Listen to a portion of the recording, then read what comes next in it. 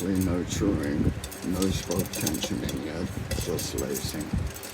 2 cross on the drive side, radial, non-drive side.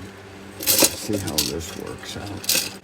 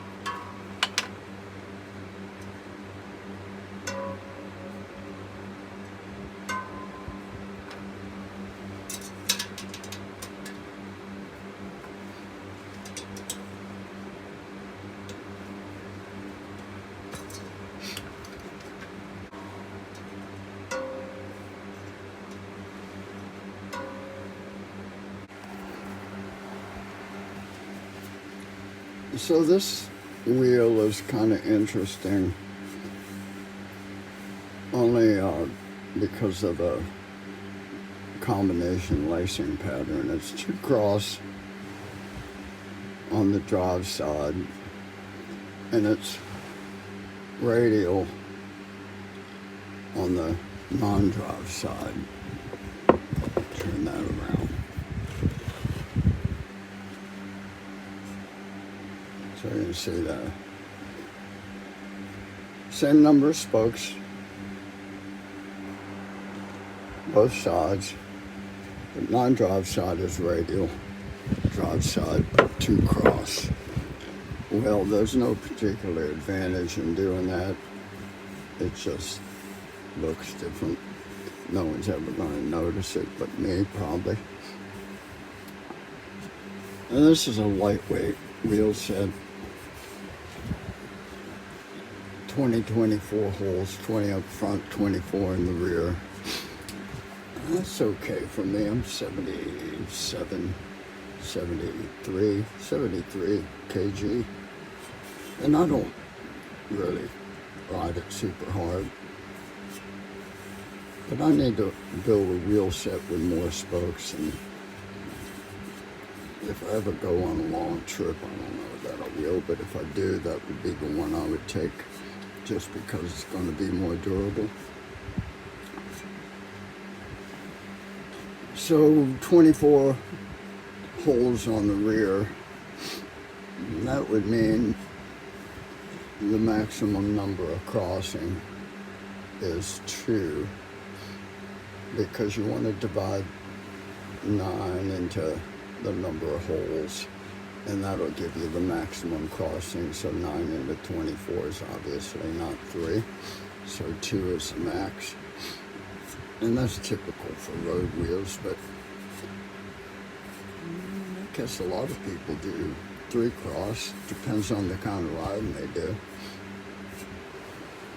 Anyway, it was a fun little project, and I learned something, because I didn't know about the way to put the spokes into the non-drive side flange. I had to read up on that, and I read Alex Brauns' book again, and I read Roger Muslin's book again, and I talked to Roger in email, and he answered questions patiently.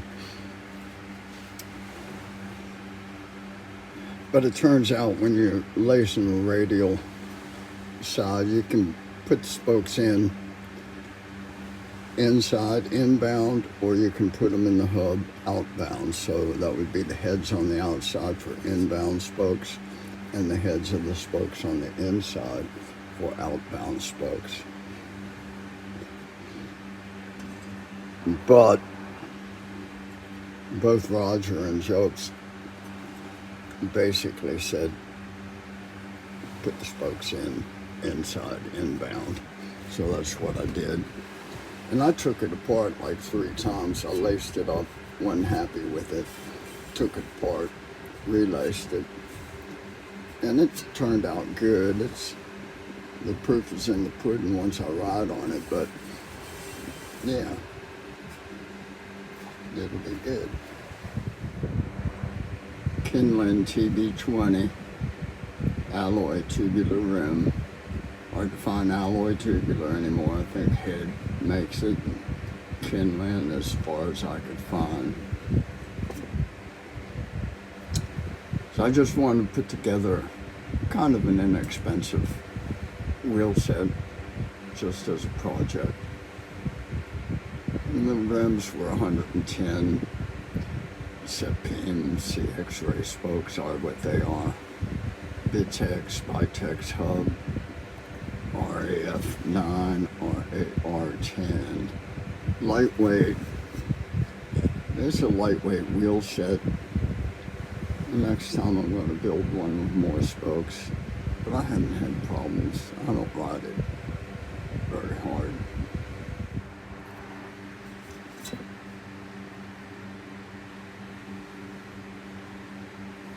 There's no wheel hump.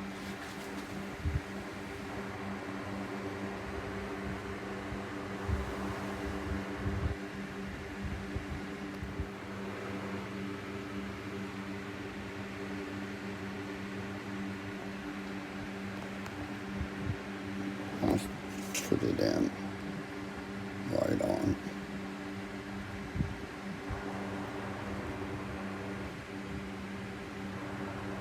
I can't get a good camera angle. I'm jiggling there. Kind of a great day here in the shop, but every day is a good day when I'm down here. Need to get my surf ski out there. Project complete.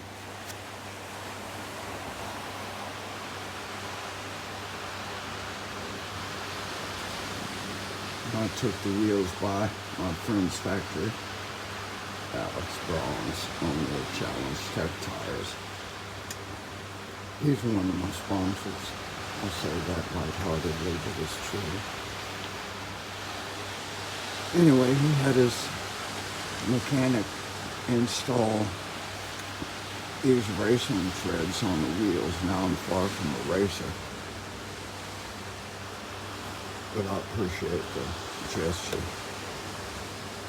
Criterion RS, core spun cotton. These are 28s. Those tires cost more than almost the whole wheel. That's an awful quiet hub, free hub.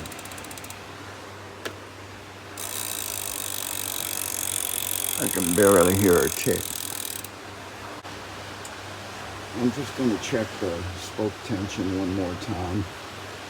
I'm going to mount these on the Ritchie Logic and go for a spin. This is an interesting tread design. These are some of the Challenge's higher end treads. It's a racing tread design. You can see that center. That's where the contact patch is going to be when you're riding on the bike. That's just slick. And then there's a nice tread design here on the sides for grip when maneuvering. Anyway, yeah.